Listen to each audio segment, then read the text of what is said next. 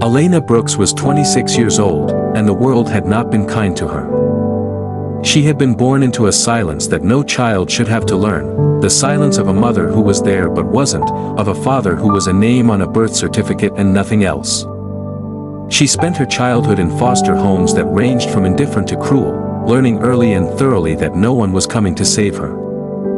She had learned to be invisible, to take up no space, to need nothing from anyone, because needing things from people was the fastest way to be disappointed, and then, at 22, she had made one mistake: she had trusted someone. His name didn't matter anymore. What mattered was that he had promised things, a future, a family, a version of life that Elena had only ever seen from the outside, and then, when she told him she was pregnant, he had vanished so completely that it was as though he had never existed at all. So Elena did what she had always done: she survived. She got a job, a small one, cleaning houses. It was a quiet work, an invisible work, and it paid just enough to keep a roof over her and her son's head, her son, Theo. He was the only thing in the world that had ever made Elena feel like she belonged somewhere, like she mattered, like the long, bruised thread of her life had been leading somewhere after all. He was 14 months old when Alexandros Kallistratos sat her down at a kitchen table in Ontario and laid out the most surreal proposition she had ever heard. Alex spoke the way he closed deals, cleanly, efficiently, with zero excess emotion. "You will accompany me to Greece," he said, not looking up from the document spread across the table. "You and your son will present as my family, a biological relationship will be established on paper, DNA records can be managed. You will behave according to a set of guidelines I will provide. You will not deviate from the narrative. You will not speak to anyone outside the arrangement about its nature." He slid a folder across the table. "Upon successful verification of the inheritance, you will receive a payment of 3 million euros, enough to set up your son's education, secure housing, and establish a financial foundation that will last." Elena stared at the folder, then she stared at Alex. "You want me to pretend to be your wife?" she said quietly, "in front of your entire family?" "I want you to pretend to be the mother of my child," Alex corrected, "which you are, in the relevant sense. Theo is a child, I am his presumed father, the details are a matter of paperwork, a matter of lying to people." Alex finally looked up. His eyes were the color of deep water, gray-green, unreadable, with something underneath that Elena couldn't quite name. "You are a single mother with no financial safety net, no family, and a 14-month-old child," he said, and his voice was not cruel, exactly, but it was completely without softness. "I am offering you enough money to change your life permanently. I am asking, in return, for a performance, a temporary one. I'm asking you to secure your child's future, and mine." Elena looked down at Theo, asleep in the portable crib on the floor beside her chair. His tiny chest rose and fell in that slow, rhythmic way that never failed to make her chest ache. She thought about the apartment she couldn't afford for much longer, about the daycare she kept missing because she couldn't pay for it, about the way the world had made it clear, over and over again, that people like her, invisible people, people with nothing, were never going to be given a second chance, except here was one. Handed to her by a man who, by all evidence, was made entirely of glass and sharp edges. She looked back up at Alex and nodded. The flight to Athens was 11 hours long, and Alex spent every one of them briefing Elena: names, relationships, family dynamics, who to trust, who to avoid, who would ask questions and who would simply watch. "My grandmother, Calliope, is the one who matters," he said, pulling up a photograph on his tablet. An elderly woman with silver hair and eyes that seemed, even in a photograph, to be seeing something no one else could. "She is the one whose approval is required for the inheritance to be finalized. She will be watching you closely." "How closely?" "Closely enough that you cannot fake it." Elena absorbed this in silence. "What about the rest of your family?" Alex's expression didn't change, but something behind it did, something small, tightly guarded. "My family is complicated," he said, and left it at that. Elena didn't push. She was learning, quickly, that pushing Alexandros Kallistratos was like pushing against a wall made of water. It gave just enough to make you think you were making progress, and then it closed right back up around you, leaving you exactly where you started. So she watched him instead. She watched the way he held himself, spine straight, shoulders back, a posture so practiced it had become structural. She watched the way his hands moved when he talked, precise, deliberate, never restless. She watched his eyes when he looked out the window at the clouds below them, and she saw, for the first time, something that looked less like coldness and more like loneliness. She filed it away. The Callistratos estate sat on a cliff above the Aegean Sea like something out of a fever dream, white marble, endless halls, columns that caught the light and turned it into something golden. Gardens that cascaded down the hillside in terraces of bougainvillea and jasmine, and everywhere, the sound of the water, far below, breaking against the rocks in a rhythm that was almost hypnotic. Elena stepped out of the car and stopped. She had never seen anything like it, not in a magazine, not in a movie. This was the real thing, wealth so old and so deep that it had become architectural. Had seeped into the very stones and become indistinguishable from the landscape itself. Theo, in her arms, was wide-eyed and silent, his fingers curled around the collar of her jacket. "Don't stare," Alex murmured, appearing at her side. "I'm not staring," Elena whispered back. "I'm trying to remember how to breathe." Something flickered in his expression, not quite a smile, but the ghost of one, the place where a smile might live if he ever let it. Then it was gone, and he was moving forward, and Elena had exactly 4 seconds to compose herself before the front doors opened and the Callistratos family poured out to greet them. The family was not what Elena expected. She had imagined something formal, stiff, cold in the way that very wealthy people could be cold, polite on the surface, dismissive underneath, but what she got was warmer than that. And somehow more dangerous.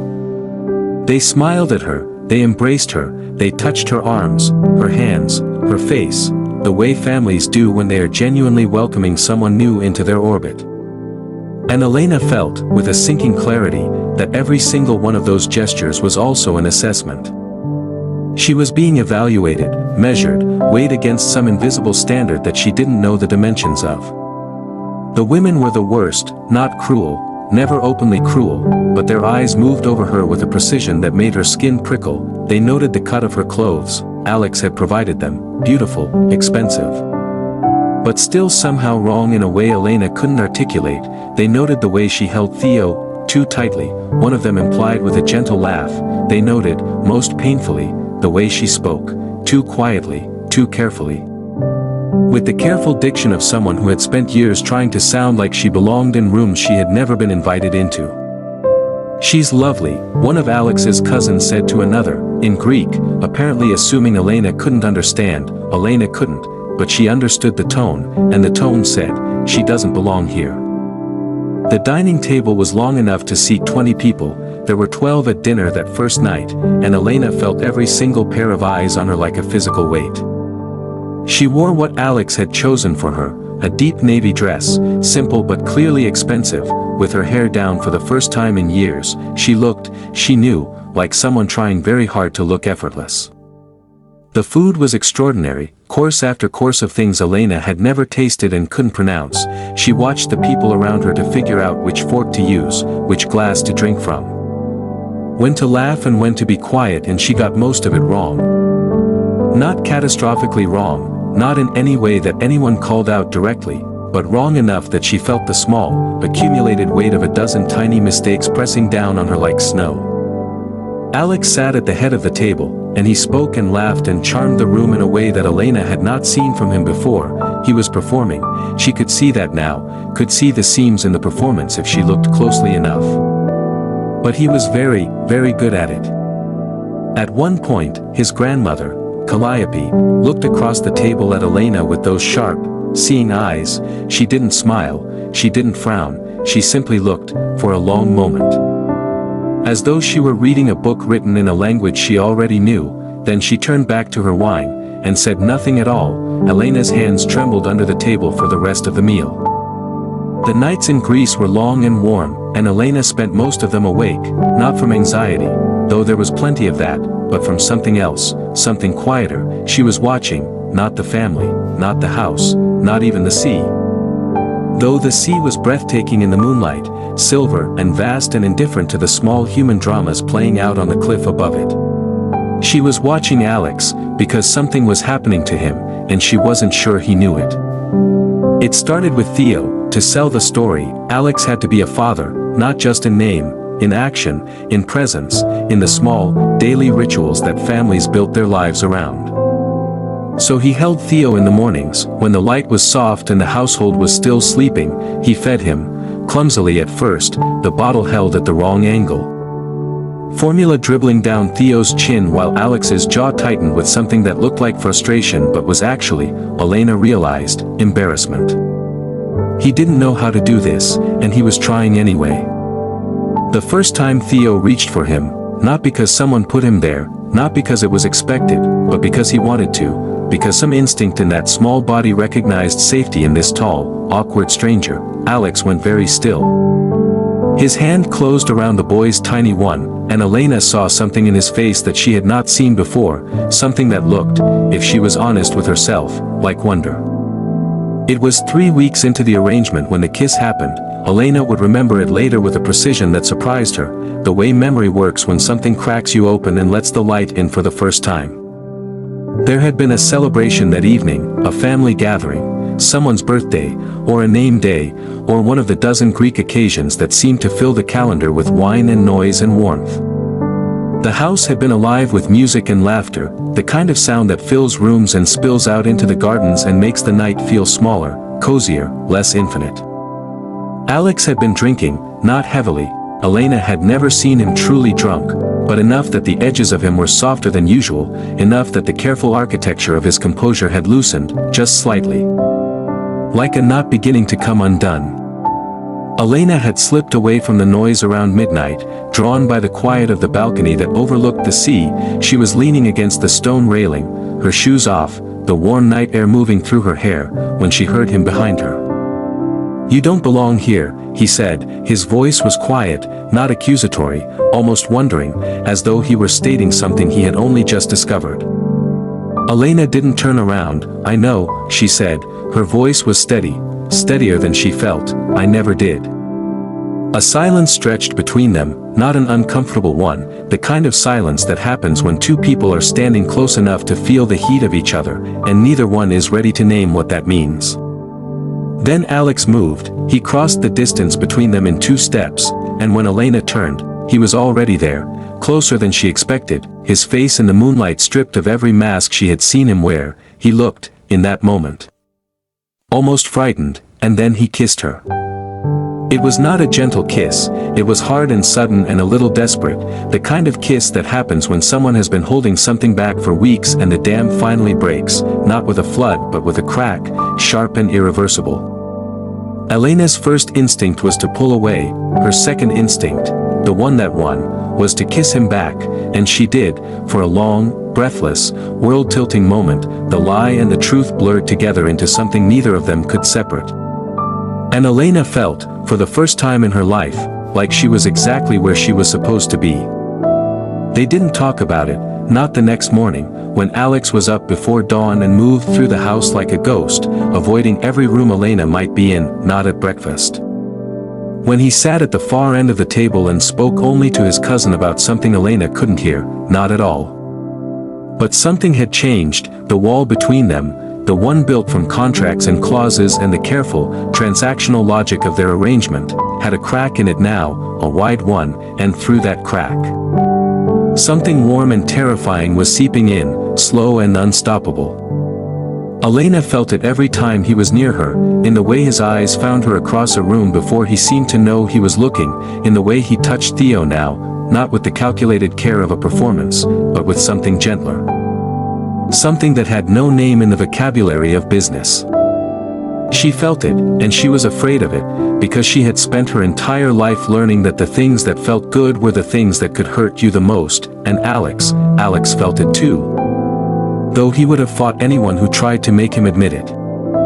He felt it in the way his chest tightened when she laughed, in the way he found himself memorizing small things, the way she tucked her hair behind her ear, the way she sang to Theo in a voice so quiet it was almost inaudible. The way she looked at the sea in the early morning like it was the first beautiful thing she had ever seen. He felt it, and he was terrified. The old woman cornered Elena on a Tuesday afternoon. In the garden, Elena was sitting on a stone bench beneath an olive tree, watching Theo toddle across the grass after a butterfly. When a shadow fell across her and she looked up to find Calliope Callistrato standing over her with an expression that was neither warm nor cold. "It was curious, walk with me," the old woman said. It was not a request. They walked in silence for a while, along a path that wound through the lower gardens, past beds of lavender and rosemary that filled the air with something sharp and clean. "You are not what I expected," Calliope said. Finally, Elena's stomach dropped. "I'm sorry. My grandson has never brought a woman to this house," Calliope continued, as though Elena hadn't spoken. "Not once, in 32 years of life. He has kept every person at arm's length. I had begun to think he was made entirely of glass." She turned and looked at Elena with those old, knowing eyes, "And then you arrived, with that boy, and something in him changed." Elena didn't know what to say. The lie was right there, easy, practiced, ready to deploy. "We met online, it was fast, we're still figuring things out." But Calliope was looking at her with an expression that made lying feel not just wrong, but impossible. "I see you," the old woman said simply. "I see what you are, and I see what he is becoming, because of you." She paused. "Don't waste it." Then she turned and walked back up the path, leaving Elena standing in the garden with her heart hammering and the lavender swaying gently in the wind. It came on a Friday. Alex's cousin, Marcus, sharp-eyed and perpetually skeptical, had been watching Elena for weeks with an expression that sat somewhere between suspicion and amusement. He was the one who, quietly and without telling anyone, he ordered a second DNA test. Not the one Alex had arranged, a real one, an independent one, sent to a lab in Athens with instructions to compare Theo's genetic markers against Alex's actual bloodline. The results came back in 6 days. Theo was not Alex's son. The truth didn't explode slowly, the way Elena might have hoped. It detonated. Marcus brought the results to the family dinner, laid them on the table beside the wine glasses and the olive branches, and watched the room fall apart in real time. The silence that followed was the worst sound Elena had ever heard. Every eye turned to Alex first, then to Elena, then back to Alex. Calliope said nothing, but her face, the face that had, just days ago, told Elena "I see you," went very still. Alex stood up. He did not look at Elena. He walked out of the room without a word, and the door closed behind him with a sound like something final. What happened next happened fast. Elena was given 48 hours to leave the estate. Her room was packed for her. Her passport was returned. A car was arranged to take her and Theo to the airport. No one spoke to her directly. No one needed to. The message was written in every averted gaze, every closed door, every silence that followed her through the halls. She was a fraud, a liar, an outsider who had dared to sit at their table and pretend to belong. And in the Greek tradition of shame, ancient, communal, unforgiving, her removal was swift and thorough. Elena packed Theo's things with numb, mechanical hands. She did not cry. She had learned, a long time ago, that crying was a luxury she couldn't afford. But when she walked past the balcony, the one where Alex had kissed her, where the moonlight had made everything feel possible, she stopped. And for one long moment, she let herself feel the full, crushing weight of what she was losing. Not the money, not the house, not the life she had briefly, foolishly, allowed herself to imagine, but it was him. She was losing him, and the worst part, the part that made her chest ache in a way that had nothing to do with shame, was that she hadn't even had the chance to tell him the truth. Not the truth about the arrangement, or about the deal, the truth about what had happened to her on that balcony, the truth about the way he had cracked something open in her that she had spent years keeping sealed, the truth about love. And she left Greece without seeing Alex again. Back in Canada, Elena found a smaller apartment, cheaper and quieter. The kind of place where the walls were thin and the light came in gray and reluctant, and the world outside felt very far away. She got Theo enrolled in a subsidized daycare. She found work, cleaning again, the same invisible labor that had defined her life before Greece. She built the small, careful scaffolding of a life that asked for nothing and expected less. And she tried very hard not to think about Alexandros Kallistratos. She failed, mostly. Not dramatically, not in the way of movies, where the heartbreak is loud and the tears are photogenic. It was quieter than that. It was the way a song you didn't choose keeps playing in your head at 3 a.m. The way a smell, salt water, specifically, could transport you somewhere you didn't want to go. It was the way Theo would reach for the door whenever it opened, as though he were expecting someone who wasn't coming. Alex had 3 days after Elena left before the inheritance deadline expired, 3 days to do what he had spent months preparing to do, 3 days to complete the lie, claim the money, and move on. He had the paperwork ready. Marcus's test could be disputed, challenged, buried, explained away with enough legal firepower. The family could be managed, the story could be saved. All Alex had to do was nothing, just nothing. Let the machinery he had built do its work, collect what was owed, and walk away richer than he had ever imagined being, and it would have been the smartest thing he had ever done. Instead, he sat in his grandfather's study, a room he hadn't entered since the funeral, and stared at a photograph on the desk. It was old, faded at the edges, a picture of Nikolaos Kallistratos as a young man. Holding a baby, Alex's father, with an expression that was, for once, completely unguarded. It was the expression of a man who had found something worth more than everything he had built. Alex looked at that photograph for a very long time, then he picked up the phone. What he did next was not quiet. He called a family meeting, all of them, in the great hall, the way his grandfather used to do when something mattered. He stood at the front of the room, and he did not sit down, and he did not soften his voice, and he told them everything. The arrangement, the deal, Elena, the lie, every word of it. The room was silent in a way that rooms are only silent when something irreversible has just been said. Then he said the part that mattered: I am withdrawing my claim to the inheritance. The silence deepened, not because I was caught, he continued, because it doesn't matter, none of it matters, the money, the legacy. The name, none of it is worth a single thing if the only way to get it is to be the kind of man who uses people and throws them away. He paused. My grandfather built an empire, but he built it alone, and I am not going to make the same mistake. He looked, once, at Calliope. The old woman met his gaze, and, almost imperceptibly, she nodded. It took Alex 3 weeks to find her, not because she was hiding, but because he wanted to do it right. He wanted to arrive not as a man chasing a debt, or seeking forgiveness, or running from guilt. He wanted to arrive as himself. Whatever that meant. He stood outside her apartment on a Tuesday morning in March. The building was modest, pale brick, narrow hallways, the kind of place that smelled faintly of other people's cooking and radiator heat. He knocked, the door opened, Elena stood in the frame, Theo on her hip, and for a moment neither of them moved.